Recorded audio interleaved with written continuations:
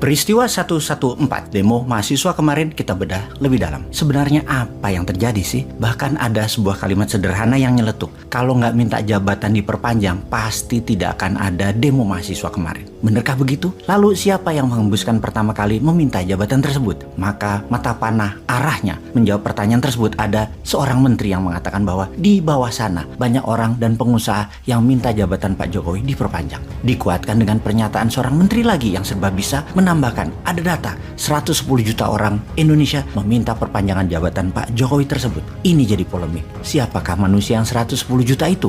Data dari mana? Kapan surveinya? Pakai apa cara surveinya? Baiklah, kita jelaskan dari data yang kita punya. Kita kemas dengan sederhana untuk menjelaskan peristiwa 114 kemarin. Ini semua dimulai ketika ada survei yang menghitung suara partai politik yang ternyata cukup mengejutkan hasilnya. Yaitu ada 2 partai suaranya naik tinggi luar biasa dan banyak partai yang suaranya berkurang jauh. Sejak saat itulah muasal awal dari peristiwa hingga mahasiswa turun ke jalan. Kok bisa begitu? Kita ulas. Hasil survei, PDIP suaranya naik ke 21%. Partai Demokrat, partai oposisi tersebut naik ke 12%. Partai pendukung pemerintah lainnya turun. Golkar 78%, PKB 4%, Nasdem 78%, juga sisanya turun semua termasuk Gerindra sekitar 13%. Pastinya kenaikan suara Partai Demokrat mengejutkan. Kalau utak-atik politik dilakukan, jika semua ini didiamkan sampai tahun 2024, maka diperkirakan Partai Demokrat akan terus naik suaranya, begitu juga PDIP. Ini menarik, ini anomali. Namun ini menunjukkan pemerintah dengan partai pendukung utamanya PDIP agaknya telah terjadi pemisahan bagi konstituen. Alias PDIP saat ini berkesan hanya partai pendukung pemerintah, bukan partai utama pemerintah. Padahal PDIP adalah partainya Pak Jokowi. Namun banyaknya anasir, orang-orang non-partai di sekeliling presiden mendominasi kebijakan untuk kepentingan mereka. Non-partai membuat PDIP kemudian mengambil langkah menjaga jarak. Dan PDIP berhasil mencitrakan hal tersebut.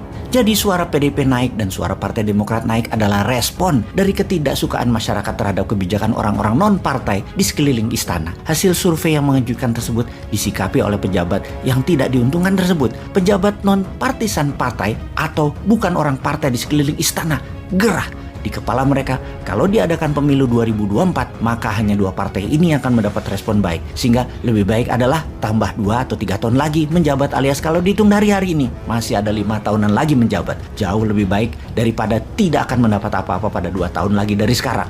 Atau hanya tersisa 2 tahun lagi peluangnya. Makanya partai dan petinggi partai yang mendukung perpanjangan jabatan adalah partai yang suaranya turun dan dekat dengan pengatur negara ini di pusat pemerintahan, yaitu Partai Kuning, Golkar, PKB, PAN yang memang turun jauh suaranya dan yang menyuarakan juga menteri non-partai atau yang partainya suaranya turun. Bagaimana kalau begitu kita melihatnya? Kemudian berdemo, menekan pemerintah tujuan utamanya hanya satu, tidak ada perpanjangan jabatan dan pastikan presiden menandatangani Kepres tanggal 14 Februari 2024 adalah hari Pilpres. Selama Kepres Pilpres 2024 itu belum ditandatangani, maka demo mahasiswa atau mungkin bertambah unsur lainnya akan terus terjadi, berulang dan membesar. Peristiwa 114 kemarin baru langkah awal. Sifatnya hanya mereda sementara setelah demo usai. Namun jika Kepres belum juga ditandatangani, maka keadaan akan terus memanas. Jadi kalau belum ditandatangani juga, maka pilihannya adalah demo untuk melakukan parlemen jalanan.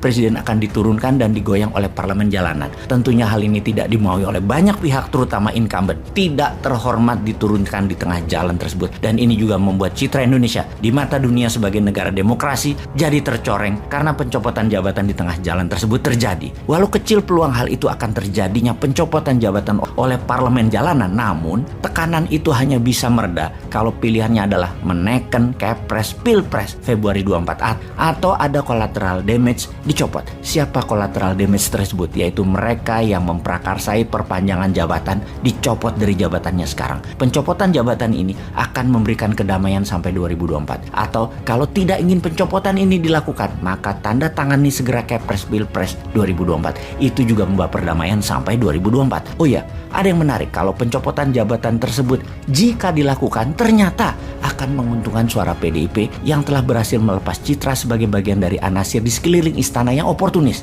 yang nggak punya konstituen tapi pegang jabatan. Itu yang disebut konstituen oportunis. Kemudian ada pertanyaan fundamental, siapa kira-kira yang jadi sponsor demo? Itu nggak murah loh demo itu, dan nggak mudah dilakukan, apalagi hal ini akan bermain panjang. Biayanya mahal, tentunya yang punya duit dan tentunya yang nantinya diuntungkan. Amerika, Tiongkok? Jawabannya bukan. Kemungkinan kalau kita membaca pakai ilmu who is benefiting, maka analisa yang memodali adalah konglo-konglo atau oligar di sekitar PDIP dan Demokrat. Salah, mungkin saja salah analisa ini. Namun selama dilihat dari niat dan siapa yang akan diuntungkan dan siapa yang dirugikan, maka semua ini ke arah oligar-oligar tersebut. Jadi kesimpulan, collateral damage segera dicopot.